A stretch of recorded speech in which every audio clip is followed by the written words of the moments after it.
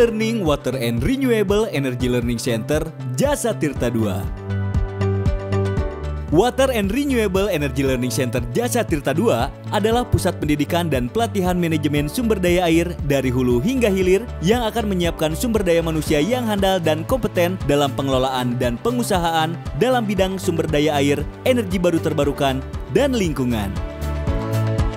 Materi e-learning ini merupakan kerjasama Pusat Pengembangan Sumber Daya Air atau PPSDA ITB dengan Water and Renewable Energy Learning Center Jasa Tirta II. Definisi teknologi tepat guna. Berdasarkan Peraturan Menteri Desa, Pembangunan Daerah Tertinggal dan Transmigrasi Republik Indonesia Nomor 23 Tahun 2017 tentang pengembangan dan penerapan teknologi tepat guna dalam pengelolaan sumber daya alam desa, teknologi tepat guna yang selanjutnya disebut TTG adalah teknologi yang sesuai dengan kebutuhan masyarakat, dapat menjawab permasalahan masyarakat, tidak merusak lingkungan, dan dapat dimanfaatkan dan dipelihara oleh masyarakat secara mudah, serta menghasilkan nilai tambah dari aspek ekonomi dan aspek lingkungan. PLTMH sebagai salah satu teknologi tepat guna.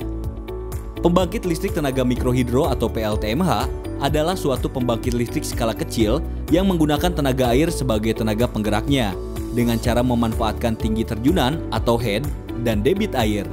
Air yang digunakan dapat berasal dari saluran irigasi, sungai, atau air terjun alam. Cara kerja PLTMH. Secara teknis, PLTMH memiliki 3 komponen utama, yaitu air sebagai sumber energi, turbin, dan generator. PLTMH mendapatkan energi dari aliran air yang memiliki perbedaan ketinggian tertentu. Pada dasarnya, PLTMH memanfaatkan energi potensial jatuhan air atau head. Semakin tinggi jatuhan air, maka semakin besar energi potensial air yang dapat diubah menjadi energi listrik. Pembangkit listrik tenaga mikrohidro bisa memanfaatkan ketinggian air yang tidak terlalu besar. Bendung atau weir. Bendung atau weir adalah bangunan melintang sungai yang berfungsi untuk menaikkan dan mengontrol tinggi muka air di sungai secara signifikan sehingga elevasi muka air cukup untuk dialihkan ke dalam bangunan penyadap. Bangunan penyadap atau intake. Bangunan penyadap adalah bagian dari konstruksi sipil yang digunakan untuk mengalirkan air dari sungai atau bendung menuju saluran pembawa. Kolam lumpur atau sediment trap. Kolam lumpur ditempatkan setelah bangunan penyadap. Kolam lumpur berguna untuk mengendapkan sedimen yang terbawa oleh aliran air, sehingga air yang digunakan untuk memutar turbin relatif lebih bersih dan tidak mengganggu operasi turbin PLTMH. Saluran pembawa atau headrest. Saluran pembawa berfungsi untuk mengalirkan air dari intake sampai ke kolam penenang. Saluran air untuk sebuah pembangkit skala kecil cenderung dibuat berupa saluran terbuka. Bangunan atau saluran pelimpah atau spillway. Bangunan atau saluran pelimpah berfungsi untuk mengurangi kelebihan air pada saluran pembawa. Kolam penenang atau forebay. Kolam penenang berfungsi untuk mengendapkan dan menyaring kembali air agar kotoran tidak masuk dan merusak turbin. Pipa pesat atau penstock. Pipa pesat atau penstock adalah pipa yang berfungsi untuk mengalirkan air dari kolam penenang atau forebay menuju turbin. Pipa pesat mempunyai posisi kemiringan yang tajam. Rumah pembangkit atau powerhouse. Pada rumah pembangkit terdapat turbin, generator, dan peralatan lainnya.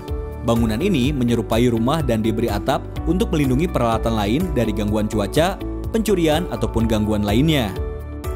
Turbin. Turbin berfungsi untuk mengubah energi potensial menjadi energi mekanik. Saluran pembuang atau tail race. Saluran pembuang berfungsi untuk mengalirkan air kembali ke sungai setelah digunakan untuk memutar turbin. Sistem kontrol. Sistem kontrol berfungsi untuk menyeimbangkan energi input dan energi output dengan cara mengatur input berupa debit atau mengatur output berupa energi listrik. Kelebihan PLTMH.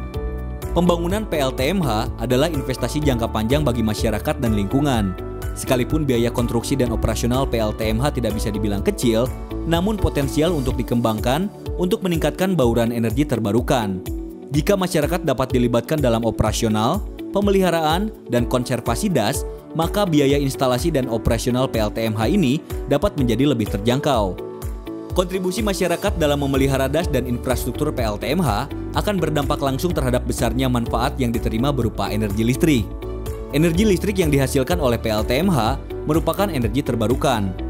Substitusi energi berbahan bakar fosil menjadi energi terbarukan yang secara tidak langsung mereduksi emisi gas rumah kaca.